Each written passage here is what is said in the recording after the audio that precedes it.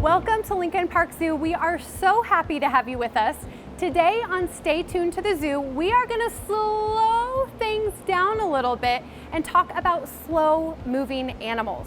Many people might think that moving slow for an animal can be a disadvantage. However, there are many benefits to having slow moving adaptations, and today we're going to learn about just that.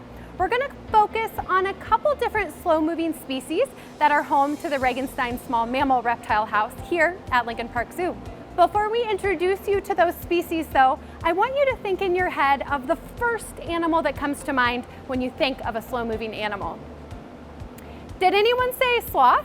If so, you were spot on. Sloths are one of the slowest moving mammals. They move so that algae can actually grow on their fur.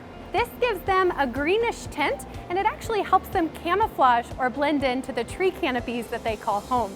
Here at Lincoln Park Zoo, we are home to one of the 6 sloth species, and that's the Hoffman's two-toed sloth. These sloths are named for the 2 claws on their front feet. Here at the Regenstein Small Mammal and Reptile House, there are 3 sloths that call the habitat behind me home. Hoffman's two-toed sloths are going to be native to Central and South America, and they're an arboreal species. Arboreal simply means living their lives in the tree canopies. So those really long, hooked claws and a really powerful grip are going to help them stay safe and hold on to the branches and vines in their tree canopy home. In the wild, Hoffman's two-toed sloth will find their diet up in the tree canopy as well. They'll look for leaves, fruits, flowers, and even tree sap. Here at Lincoln Park Zoo, for these zoo-born individuals, we want to make sure they're getting those same greens as part of their diet. So our zookeepers will place their vet-approved diet in baskets hanging around the tree canopy in their habitat. In there is starch, a leaf-eater chow, produce like greens, and even fruit. They're able to get their food whenever they are active.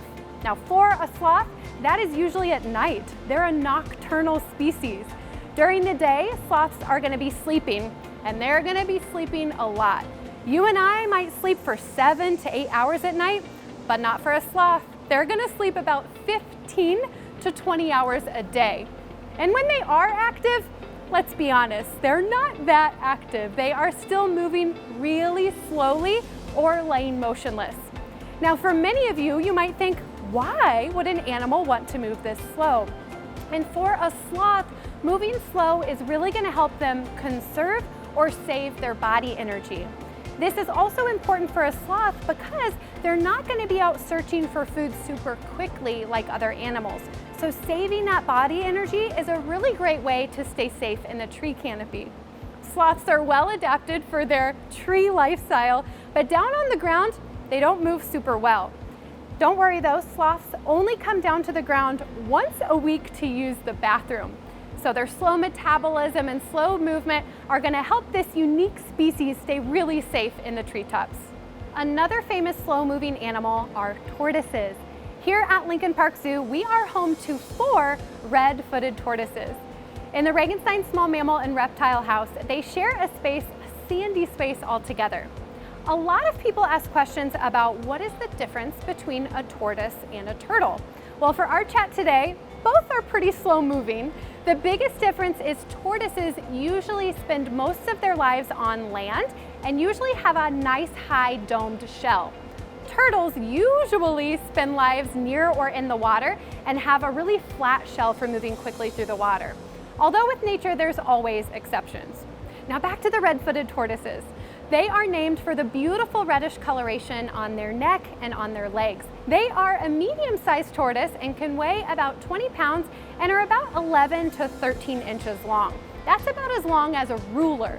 And they're gonna inhabit dry and wet forested areas as well as sandy areas.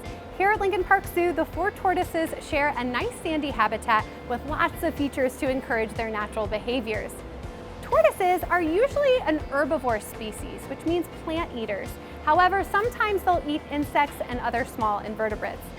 Here at Lincoln Park Zoo, they get a vet-approved daily diet of produce like lettuce, fruits, and vegetables all over their habitat to encourage that natural behavior of looking and searching for their food. Just like other slow-moving animals though, the tortoises don't scarf down their food like you and I might, they definitely take their sweet time. When you do get the chance to see a tortoise eat, my favorite thing to watch is their beak. They don't have teeth like you or I do. They have a hardened beak, and they use that to crush into the fruits and vegetables that are part of their vet-approved daily diet. All reptiles share a couple key things in common. Most of them lay eggs, they have a body covered in scales or scutes, and they're ectothermic. Ectothermic is also referred to as cold-blooded. All that means is these animals cannot maintain their body temperature. They rely on outside heat sources like the sun or hot rocks. We make sure to have that in their habitat. That way they have lots of heat sources to maintain their body temperature. I'll let you in on a little secret too. The red-footed tortoises here at the zoo also go on field trips to an outdoor habitat. Our keepers will take them outside. That way they're able to explore outdoors in a new and novel environment and get some sunshine as well. Now, for a tortoise, moving slow might seem like a disadvantage, but don't worry, turtles and tortoises have a built-in protection. Have you guessed it? It's their shell. Tortoises have a nice high domed shell like I mentioned, and they have a flat bottom. These shells are made of bone and actually attached to their backbone. On top of their shell are scales or scutes, and these are made of keratin, which is another tough feature, and also a feature that you and I share with reptiles because our nails are made of keratin as well.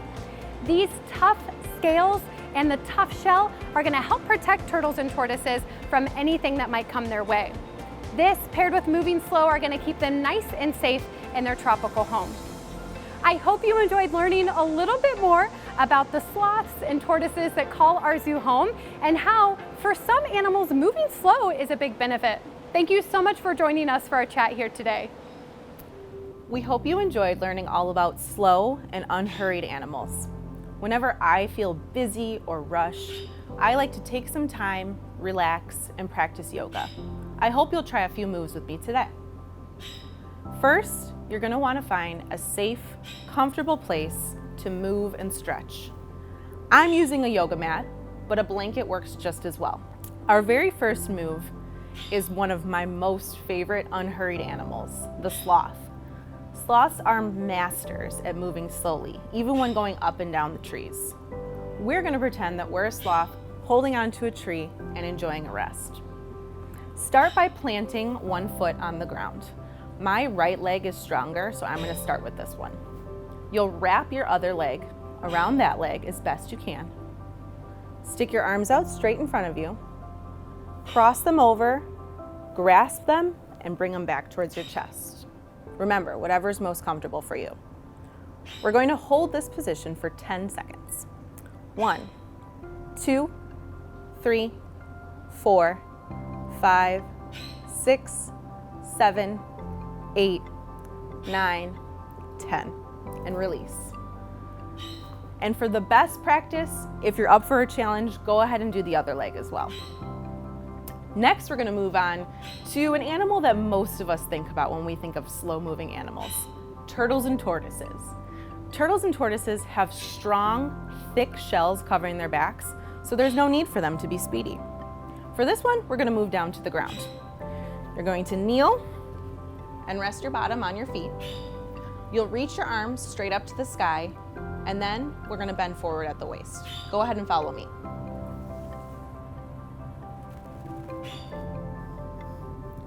Feel free to rest your head on the mat if you can, or just hold it up. While you're stretching, reach back and feel your backbone. Turtles and tortoises have shells connected to their backbones. It's all part of their body. That's pretty cool. Go ahead and hold for a few more seconds. And then release. Great job. The next one is the sea star.